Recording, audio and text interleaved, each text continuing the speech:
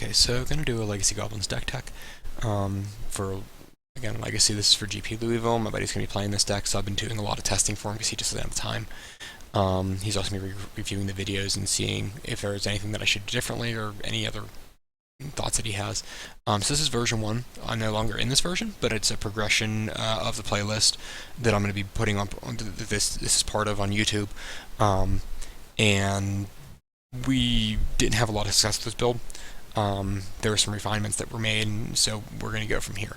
So we have 21 lands, 6 fetches, 3 caverns, a Caracas, 3 mountains, a Badlands, a plateau, 3 wastelands, and 3 ports. You have some land control, some basics, some color filtering, uncounterable color filtering, and fetches. For 1-drops, we have 11 of those, and there's 4 lackeys, 2 Tarfires, 4 Aether Vials, and a Skirk Prospector.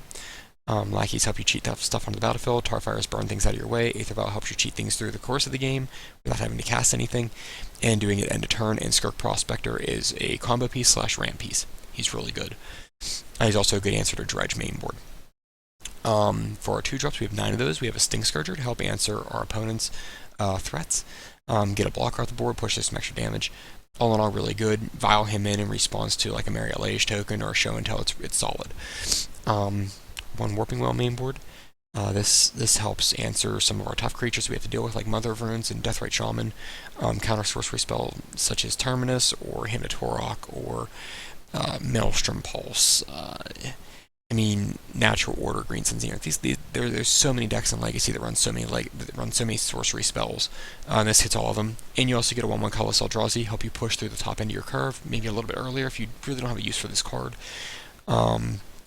Or you can sacrifice that creature to help take care of dredges. Just top 8 an event, so there might be some play of that. We have 2 Grenzo Dungeon Wardens from Conspiracy 1, the red-black one. You can vial him in on 2, you can lackey him in, you can play him for an additional 1. Make him a 3/3 is not that hard, especially with like Goblin War Chiefs, they make him cost 1 less. He can only not hit 1 creature as a 2/2 out of your library, which is a Krenko, but he lets you do end of turn, progress your board, give your guys essentially haste. Put a flash blocker into play if you're really lucky. It depends. Pile drivers or beat stick. Pro blue is actually relevant due to the Delvers and those variations of decks. Can't be bounced with Jace the Mind Sculptor. Fun stuff like that. Gets bigger. And then we have 2 Thia-Guard and Thrabins. We only run 7 non-creature spells, so it doesn't hurt us. It hinders our opponents with the Ponders, the Preordains, the Brainstorms, the Thoughtseizes, all that fun stuff. It doesn't really hinder us, and she's a 2/1 First Striker, which isn't bad either. She's our only splash of white in the main board. Grenzo's our only splash of black in the main board. And then we have 2 Goblin Chieftains, help pump our guys, give our guys haste, be a little more aggressive. 1 Goblin Sharpshooter. He pings off a board of small creatures, opens up the field, especially against things like Lingering Souls. It's really solid. Pushes through some extra damage, especially if like Skirk Prospector in play. He's pretty nice. Gem Palm Incinerators are the next 2 of those. Uncounterable kill spell, depending on the number of goblins you have in play, lets you draw a card.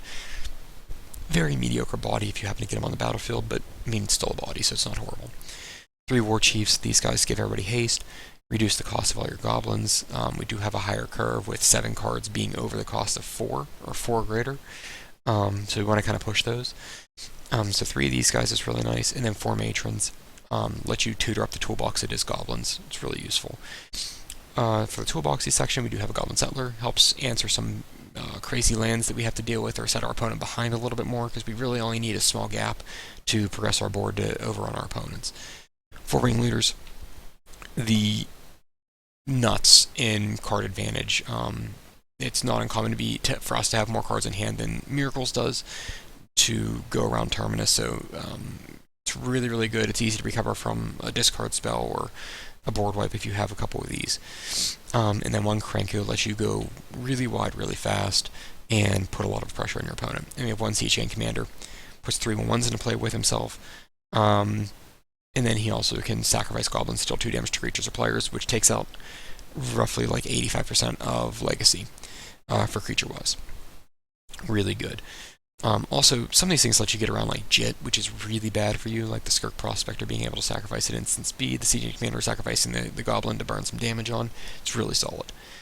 Alright, for this sideboard, Chalice of the Void for 1. This is really useful for going up against like Storm or Show and Tell, not Show and Tell, Reanimator. Dredge. Chalice on 0 is really strong. Chalice on 1 goes against Delvers and stuff like that. That doesn't really hurt you that much. You do have 11/1 spells, but you have the Caverns, you have the Vials, and you have the Lackeys. So if you hit one of these on turn 1, you're not casting this till turn 2. It doesn't matter. 1 Pithing Needle answers a multitude of cards. Surgical Extraction. These were Blackguard Reanimator's really big right now. Dredge is possibly going to be big. Again, it goes through waves, and this might be one of the peaks. Although with Reanimator happening and Leyline of the Void and all the Graveyard Hate being implemented, it's really hard to see Dredge doing too much, but always want to be prepared with Graveyard stuff for Legacy specifically. Thorn of the Amethyst. Storm is really bad matchup for Goblins. It also helps keep down decks like Delvers that are running on extreme mana efficiency, Burn, same thing. Miracles, it slows them down a little bit. I don't know if I'd bring this in against them. I doubt it.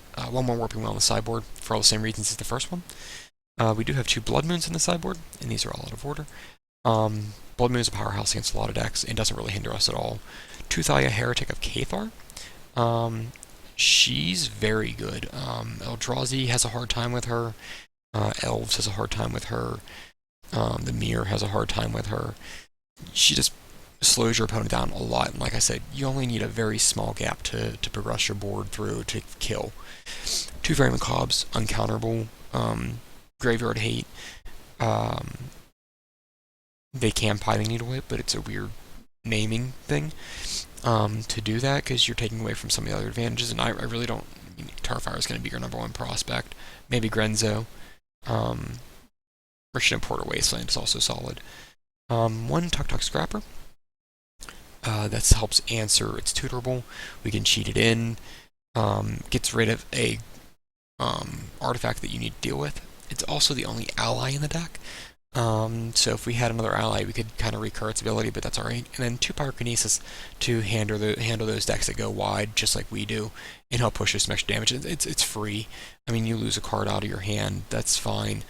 But for what it brings to the table, it's definitely worthwhile. It's essentially a 2 for 2 or 3, so it's not bad. So that's version 1. The next 5 videos will be me playing the deck, and then after that will be another deck tech of the next version, followed by more videos of that deck. So you can kind of see how everything moves along.